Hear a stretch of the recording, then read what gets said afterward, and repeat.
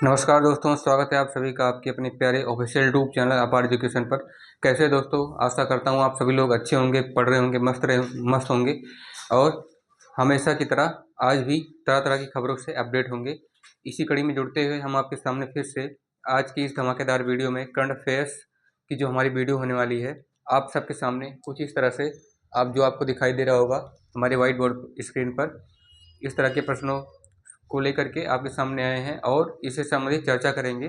जो हाल ही फिलहाल में अपने देश में चल रही जो घटनाएं हैं और जो देश विदेश की घटनाएं हैं जिस पर हम लोग को चर्चा करना बहुत ज़्यादा ज़रूरी है, उसका डिस्कस करेंगे। इससे पहले आपको बता दें कि अगर आप किसी भी गवर्नमेंट की या कॉम्पिटिटिव एग्जाम की तैयारी कर रहे हैं तो ये सबसे ज़्यादा आपके लिए इंपॉर्टेंट वीडियो होने वाली है। आशा है कि आप लोग इसे स्किप नहीं करेंगे और ये उन स्टूडेंट्स के लिए भी है जो न्यूज़पेपर्स, करंट अफेयर्स, मैगजीन या इसे इन सब खबरों से डेली अपडेट रहना चाहते हैं, उनके बारे में ज़्यादा रुचि रखते हैं पढ़ने में, उनके लिए भी यह वीडियो बहुत ही मददगार साबित होगी। आइए दोस्तों, बिना वीडियो को देरी के स्टार्ट किया जाए। 11 नवंबर 2025 का दिन है, मंगलवार का दिन। आज के दिन हम आपके सामने करंट अफेयर्स में बेसिकली जीके, जो जिसमें जीके और जीएस, जनरल नॉलेज और जनरल साइंस दोनों की वीडियो इंक्लूडेड हैं, शामिल की गई हैं। इस तरह की वीडियो को लेकर के आपके सामने प्रस्तुत किया जा रहा है। पहला प्रश्न क्या है, एकदम ध्यान से देखिएगा दोस्तों। पहला प्रश्न है, अभी हाल ही में बिहार में हुए चुनाव के परिणाम कब तक आने की संभावना है। अभी आपने सुना होगा बिहार में विधानसभा चुनाव हो रहे हैं और उधर जो है मुख्यमंत्री के भी चुनाव हो रहे हैं। ठीक है, मतलब उनके जो परिणाम, उनके आने की संभावना है जो बिहार में विधानसभा चुनाव से शुरू हुए हैं। तो अभी हाल ही में बिहार में हुए चुनाव के परिणाम कब तक आने की संभावना है, यानी कि when the possibility when has to the possibility of the results in the elections in Bihar, या when has to coming the possibility the results of ongoing elections in Bihar recently। ठीक है, बिहार में चल रहे इलेक्शन के परिणाम की आने की संभावना कब है? 10 नवंबर, 12 नवंबर, 13 नवंबर, 14 नवंबर। आपको बता दें इस बार जो बिहार के रिजल्ट आने की संभावना है वो है 14 नवंबर। और कल की डेट में 11 नवंबर इसमें लिखा नहीं गया है, कल की डेट में आप लोग समझ जाइएगा कि बिहार के अंतिम चरण का चुनाव होगा। ठीक है, बिहार में जितने भी चुनाव हुए हैं अभी तक, अब जो हाल ही में भी शुरू हुए हैं, उनका जो फाइनल जो फेस होने वाला है स्टेप, वो कल कंप्लीट होगा और उसके 3 दिन बाद, मतलब 3 दिन के अंदर वोटिंग की गिनती शुरू होगी और 14 नवंबर तक रिजल्ट आ जाएगा। ठीक है, the final result of ongoing elections in Bihar will come on 14th November 2025 which is upcoming date। ठीक है, तो आशा है दोस्तों आप लोग समझ रहे होंगे। आइएगा दोस्तों, आगे बढ़ते हैं। अभी हाल ही में किस देश ने भारत की संस्कृति को साझा करने की, यानी भारत के संस्कृति को स्वयं के साथ साझा करने की आशा व्यक्त की है, ऐसा कौन सा देश है? तो भारत का पहले तो दुश्मन रहा देश, पहले तो हाथ मिलाया, फिर पीठ पीछे छुरा घोंपा, उसके बाद फिर अब दोस्ती का हाथ बढ़ा रहा है, तो आप लोग समझ जाइएगा वो चीन ही हो सकता है। ठीक है, तो which country have been expressed a hope to share the India's own culture from India and its own culture also. ठीक है, रिसेंटली, ऐसा वो कौन सा देश है? चीन, रूस, अमेरिका और भारत। सॉरी, चीन, रूस, अमेरिका, यहाँ पर है नेपाल होना चाहिए था, हमने यहाँ पर भी रूस कर दिया था, आप लोग समझ जाइएगा ये नेपाल है। ठीक है, तो नेपाल तो नहीं है, हमने आपको बताया अभी क्या है, ये चीन है। चीन ने अभी हाल ही में भारत की संस्कृति को स्वयं के साथ साझा करने की आशा व्यक्त की है, ऐसा बताया जा रहा है। ठीक है, China is that country who has expressed the share between the both countries culture, China and India recently। ठीक है, अभी हाल ही में अभी सरकार ने 7 वंदे भारत ट्रेनों को खरीदने के लिए स्क्रैप के सेल से कितनी राशि अर्जित की है?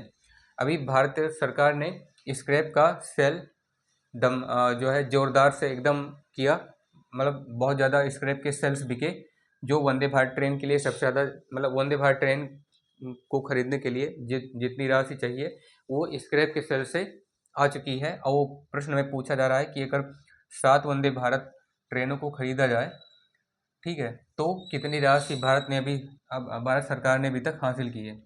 तो रिसेंटली इंडियन गवर्नमेंट, या recently how much amount Indian government has earned, how much amount Indian government has earned for from the sale of scrap या from the scrap sales for purchasing 7 Vande Bharat trains recently, अभी हाल ही में 100 करोड़, 200 करोड़, 800 करोड़ और 900 करोड़। आपको बता दें ये राशि है 800 करोड़ रुपी, 800 करोड़।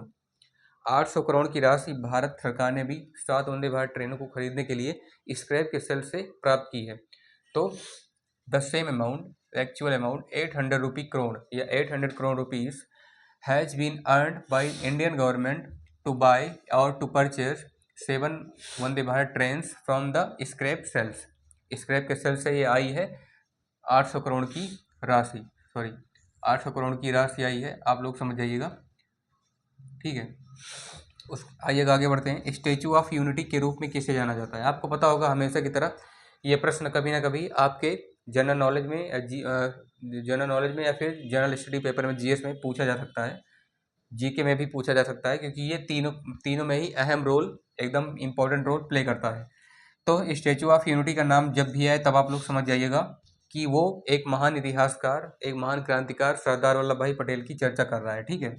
तो who is known as the statue of unity या which रिवॉल्यूशनर और which हिस्ट्रियन, कोई भी आप कर सकते हैं, which हिस्ट्रियन और which revolutionary as known as the statue of Unity? Mahatma Gandhi हैं, सरदार वल्लभ भाई पटेल हैं, जवाहरलाल नेहरू हैं, इनमें से कोई नहीं। आपको बता दें ये सरदार वल्लभ भाई पटेल, जो कि हमेशा की तरह स्टैचू ऑफ यूनिटी के रूप में जाने जाते हैं। आगे, असम की राजधानी क्या है और वह सबसे ज़्यादा कौन सी फसल, और वहाँ सबसे ज़्यादा कौन सी फसल उत्पादित की जाती है, मतलब सबसे ज़्यादा कौन सी फसल वहाँ पे पैदा की जाती है, ठीक है। तो what is the capital of Assam, which is the eastern state of India, and और वहाँ पे सबसे ज़्यादा फसल कौन सी, सबसे ज़्यादा फसल उत्पादित की जाती है, यानी which crops has been produced in there, ठीक है, उस स्थान पर कौन सी प्लेस स्थापित की जाती है, मतलब कौन सी फसल पाई जाती है, उत्पादित की जाती है। दिसपुर, असम की राजधानी दिसपुर, या फिर वहाँ पे फसल में चाय होती है, या फिर पटना है, चावल है। असम की राजधानी कोहिमा है, जहाँ पे धान होता है, या फिर इनमें से कोई नहीं। आपको बता दें असम की राजधानी है दिसपुर, और वहाँ पे सबसे ज़्यादा चाय की खेती होती है, ना कि पटना और कोहिमा, ठीक है। पटना बिहार की राजधानी है, चावल सबसे ज़्यादा मध्य प्रदेश, बिहार और अपने यूपी में होता है। कोहिमा की राजधानी, मतलब कोहिमा है नागालैंड की राजधानी, और धान भी अपने यहाँ ही ज़्यादा होता है, इनमें से कोई नहीं है, ऐसा संभव नहीं। तो the capital of Assam is Dispur, in which the T crops, ठीक है, द टी क्रॉप्स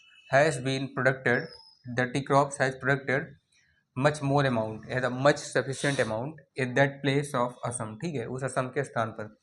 फिर सबसे लास्ट वाला क्वेश्चन, लोगों के रहने के लिए शहरों का निर्माण कीजिए, वाहनों का नहीं, ये कथन किसका है?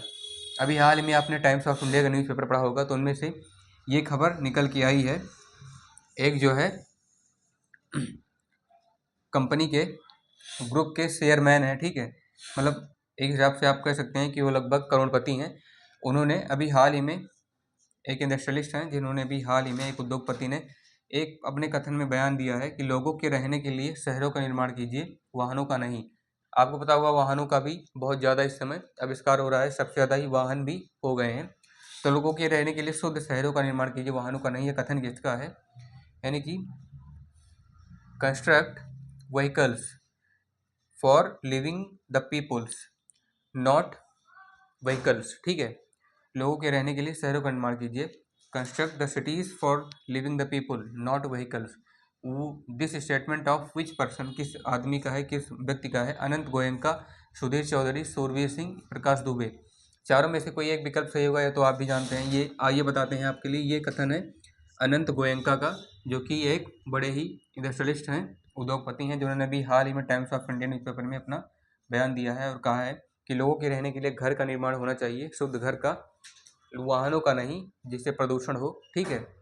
और खासकर उन पेट्रोल और डीजल वाले वाहनों का आविष्कार कम किया जाए, इलेक्ट्रिक वाहनों का आविष्कार मतलब एक सीमित मात्रा में होना चाहिए, सीमित संख्या में होना चाहिए, लिमिटेड इलेक्ट्रिक व्हीकल्स, और लोगों के रहने के लिए शहरों का निर्माण किया जा सके, ऐसे शुद्ध शहर जहाँ पे आसपास की हवा, वातावरण अच्छा हो, कोई गंदगी ना हो, साफ सफाई हो, मतलब ऐसा उन्होंने बताया है। शॉर्ट फॉर्म में आप लोग समझ लीजिए, the that has been said by Anand Goenka, which is the famous and great industrialist, that is construct cities for living the peoples, not vehicles। ठीक है, तो ये रहा हमारे द्वारा बताया गया आज का करंट अफेयर्स। आशा है कि आप लोगों के आप लोगों को एकदम अच्छे से समझ में आ गया होगा। समझ में नहीं आया है तो दोबारा से इस वीडियो को रिप्ले या रिवाइंड करके देख सकते हैं, जो व्हाइट बोर्ड में आपको दिया गया है, आपको दिख भी रहा होगा। अगर आप इस चैनल पर नए हैं तो इसे सब्सक्राइब कीजिएगा प्लीज़, और अपने दोस्तों के साथ शेयर कीजिएगा जितना ज़्यादा हो सके, ताकि वो लोग भी इससे अपडेट हो सकें। मिलते हैं अपने नेक्स्ट वीडियो में, तब तक के लिए धन्यवाद आपका।